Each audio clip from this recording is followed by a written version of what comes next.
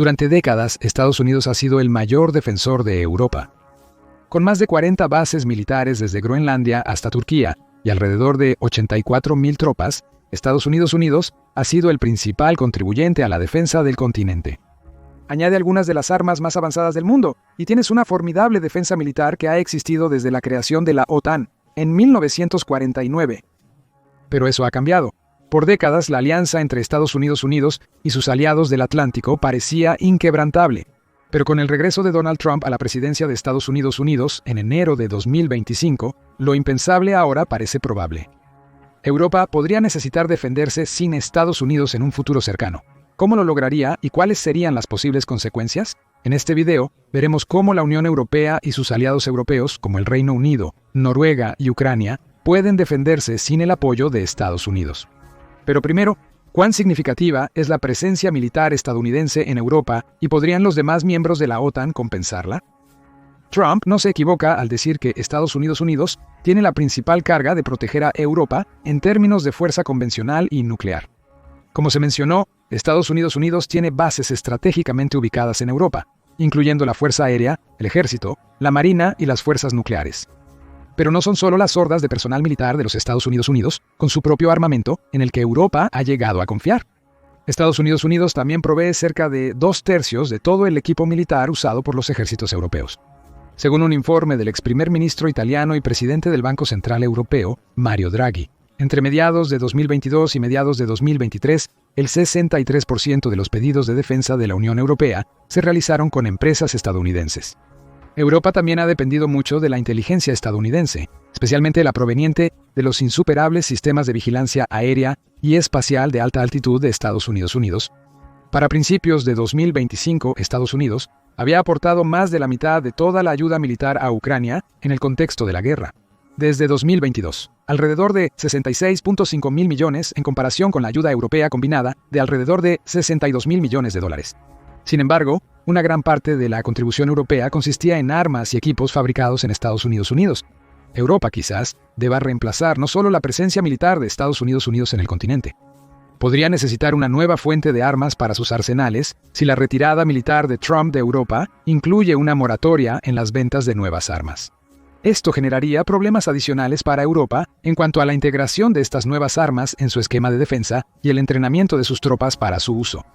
Es improbable que Estados Unidos se niegue a suministrar pedidos multimillonarios de hardware militar a las naciones europeas. Algunos comentaristas sugieren que las amenazas de Trump de retirarse de Europa podrían ser una estrategia para presionar a Europa a comprar más armas estadounidenses.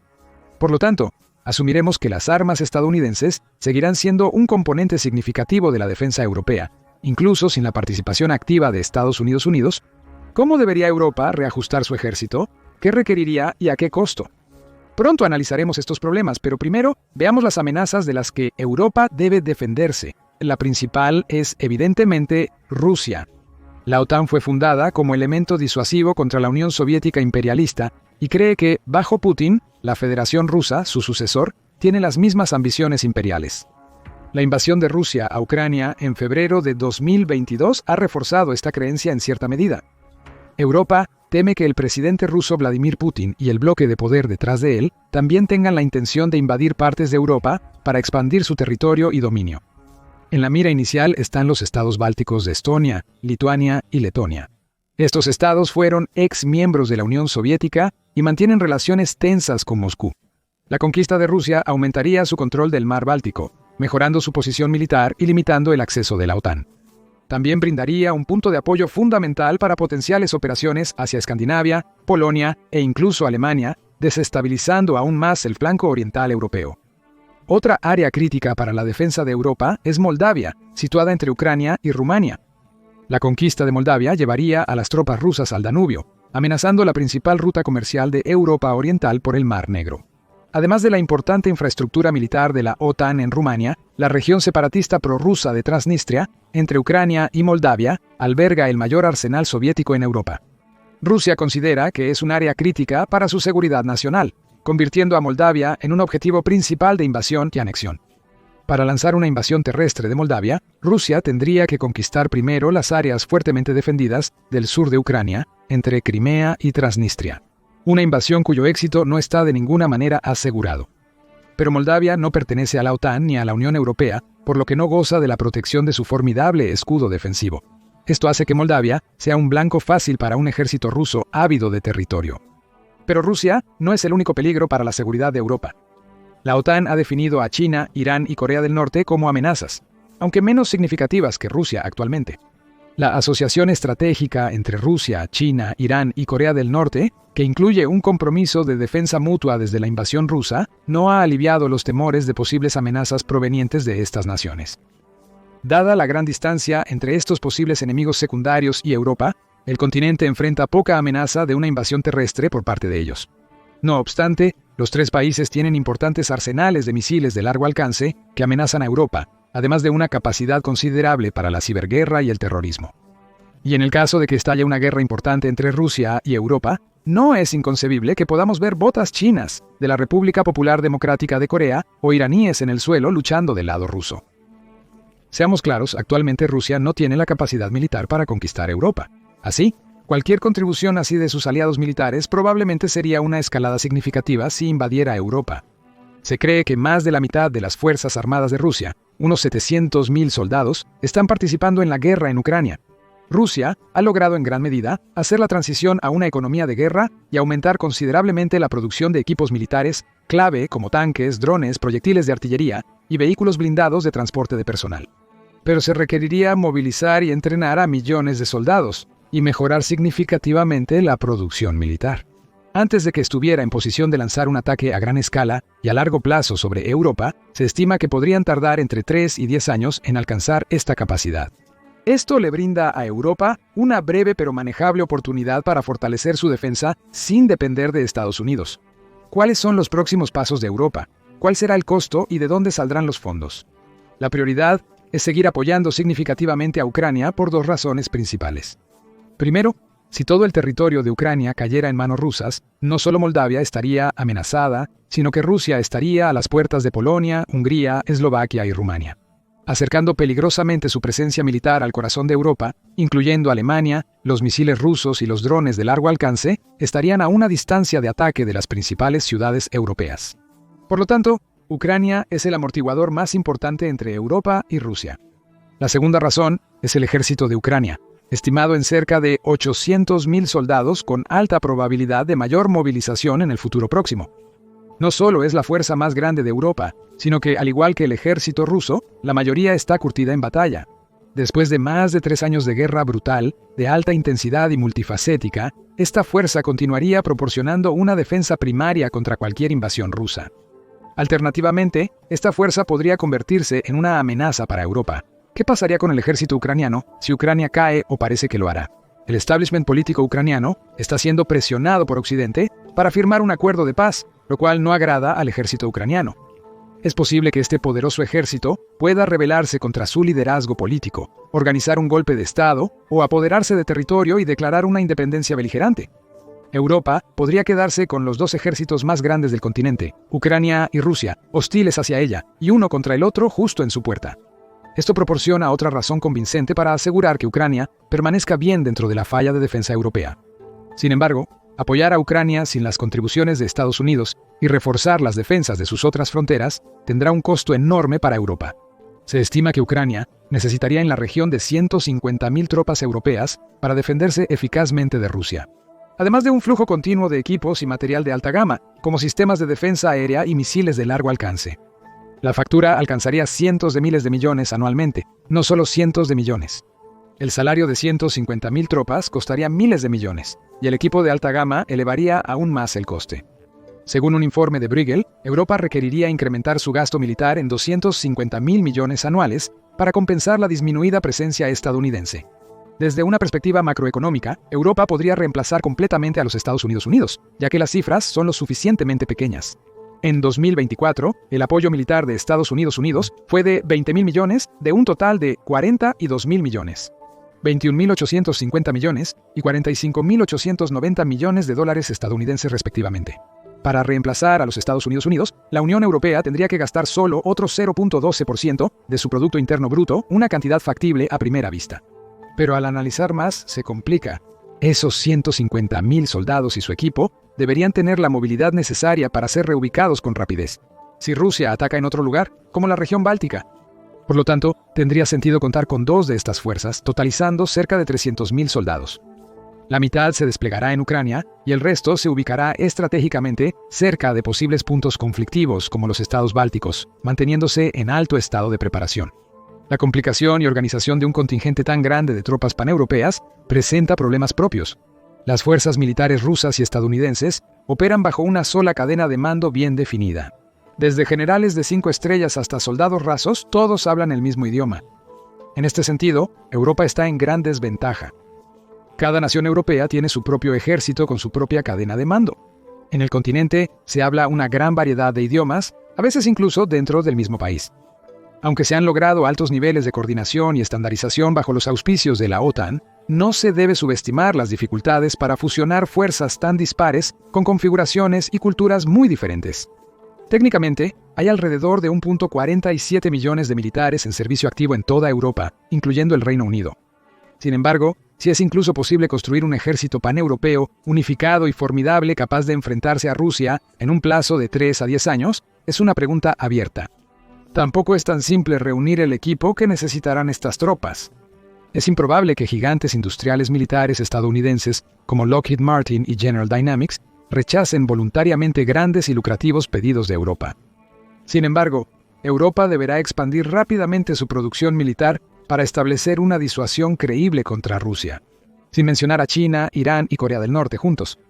Según un análisis de Bruegel, solo para prevenir un avance ruso en los países bálticos se requeriría un mínimo de 1.400 tanques, 2.000 vehículos de combate de infantería y 700 piezas de artillería, incluyendo obuses de 155 milímetros y lanzacohetes múltiples. Esto supera el poder de combate actual de las fuerzas terrestres de Francia, Alemania, Italia y Reino Unido juntas. Defender los países bálticos durante 90 días necesitaría cerca de 1 millón de proyectiles de artillería. Ucrania ha recibido millones de proyectiles a través de varias iniciativas, como una liderada por la República Checa, pero Europa ha tenido problemas para alcanzar sus metas de producción. La promesa separada de la Unión Europea de entregar 1 millón de proyectiles en un año se retrasó 8 meses, subrayando cuánto se necesita aún aumentar la producción.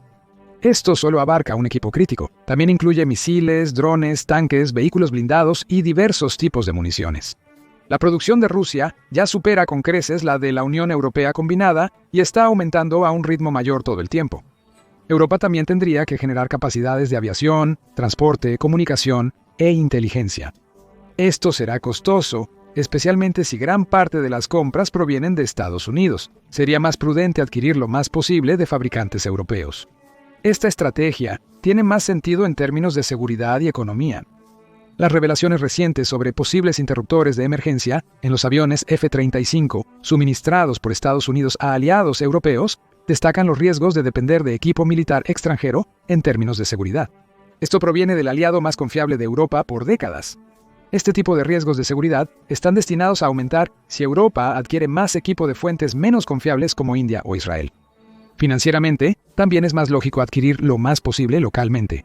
Sin duda, la producción tendría que aumentar drásticamente, con la industria no militar siendo probablemente forzada a reorientar parte de su capacidad hacia la fabricación militar. Esto podría impulsar el Producto Interno Bruto y el empleo en varios países europeos que actualmente tienen un crecimiento débil, alto desempleo y creciente descontento social debido a las dificultades económicas. Los fabricantes europeos probablemente están dispuestos a participar en el aumento de la producción militar en marzo de 2025. Volkswagen anunció que en lugar de cerrar plantas en dificultades, consideraría convertirlas para producir equipo militar en lugar de vehículos de consumo. Debido a la creciente demanda de producción de defensa en Europa, es probable que otros grandes actores industriales también busquen asegurar lucrativos contratos militares. Hacer grandes pedidos a largo plazo para equipos clave también debería reducir el costo unitario, ahorrando a Europa miles de millones en su actualización de defensa.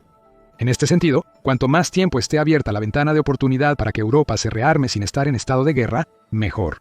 Los pedidos grandes entregados constantemente reducirán los costos. Por otro lado, las solicitudes urgentes de equipos necesarios tienden a aumentar significativamente el precio. La iniciativa del Escudo del Cielo Europeo ESSI ya es un paso fuerte hacia el fortalecimiento de las capacidades de defensa aérea de Europa. La iniciativa integrará sistemas de defensa aérea y de misiles terrestres en 23 países europeos, para proporcionar un escudo coordinado contra amenazas aéreas, incluyendo ataques de misiles y drones.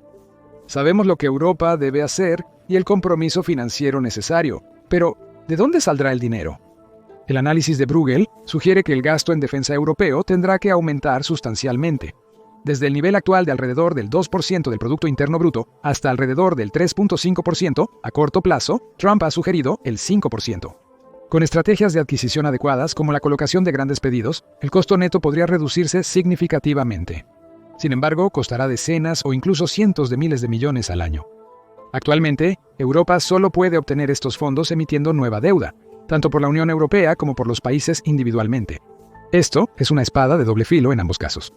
Por un lado, hay argumentos convincentes de que un mayor gasto en defensa financiado con deuda impulsaría la economía europea, en un momento en que la demanda externa puede verse afectada por las guerras comerciales con Estados Unidos y China y el lento crecimiento económico. Aunque es difícil determinar los efectos precisos históricamente, el gasto en defensa también lleva a innovaciones tecnológicas que aumentan la productividad, reflejándose en los resultados financieros. Por otro lado, aumentar considerablemente la deuda debilita a las economías al reducir los rendimientos de los bonos e incrementar las tasas de interés. Es debatible si las naciones menos ricas de Europa pueden asumir estos costos. Para las prósperas naciones europeas, estos efectos no habrían sido un problema hace una década, pero la mayoría de las economías de Europa ya no son lo que eran antes del coronavirus disease.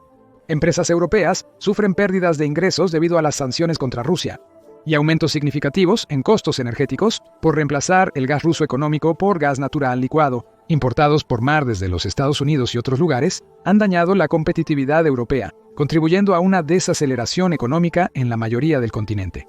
Las elecciones de 2024 y 2025 en Francia, Alemania, Eslovaquia y Moldavia revelaron la creciente influencia de partidos populistas y antiguerra y la mayor fragmentación entre los electorados. En el Reino Unido, la derrota del Partido Conservador, que había adoptado retórica populista, marcó un cambio hacia una postura más tradicional y pro-europea, bajo el liderazgo laborista. Si los partidos gobernantes europeos siguen el camino de la militarización contra la voluntad popular, si se recorta el gasto social y los programas de bienestar, aumentará la probabilidad de disturbios sociales masivos y agitación política. Esto representa un riesgo no solo dentro de los países, sino también entre las naciones europeas. Ya, países como Hungría, Eslovaquia e Irlanda se oponen al aumento de la acumulación militar y quieren seguir estrategias menos agresivas contra Rusia y China.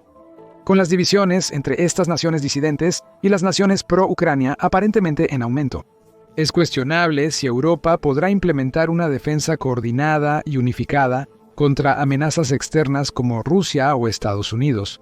La alternativa es que cada nación se defienda por sí misma, o que otras naciones se unan en alianzas más pequeñas que pueden ser tan hostiles entre sí como con Rusia. En efecto, ninguna potencia europea se acerca a igualar la fuerza militar convencional de Rusia o China. Esto es sin considerar el arsenal nuclear ruso, que es al menos 10 veces mayor que la capacidad total europea. La propuesta del presidente francés Emmanuel Macron de usar armas nucleares francesas y británicas para crear una disuasión nuclear paneuropea no es tan intimidante. Cuando consideras que está hablando de un total de quizás un par de cientos de armas nucleares, frente a las casi 6.000 estimadas de Rusia. Considerando todo, es comprensible que los líderes europeos se apresuren a llegar a un acuerdo ante las amenazas de Estados Unidos de retirar su protección en seguridad. Pero no es una tarea insuperable seguir adelante por cuenta propia. Con las estrategias, el apoyo popular y la financiación adecuados, Europa probablemente pueda montar una defensa creíble en 10 años. Según el análisis de Bruegel, ese es el límite máximo de tiempo para cuando Rusia podría estar lista para invadir Europa. No obstante, el análisis de Bruegel sugiere que alcanzar esto en menos de 3 años parece poco realista. Simplemente hay demasiado que necesita ser considerado, actuado y pagado. Quizás, por desagradable que parezca, la mejor opción para que Europa se defienda de manera integral será doblegarse ante Trump y hacer lo que él exija, para que los Estados Unidos sigan siendo el principal escudo de defensa de Europa. Después de todo, no hay nada comparable a tener el ejército más grande del mundo, respaldado por miles de armas nucleares en términos de disuasión. No obstante, si las demandas y costos impuestos por Trump dejan a Europa más vulnerable que si se defendiera sola, es una cuestión totalmente diferente.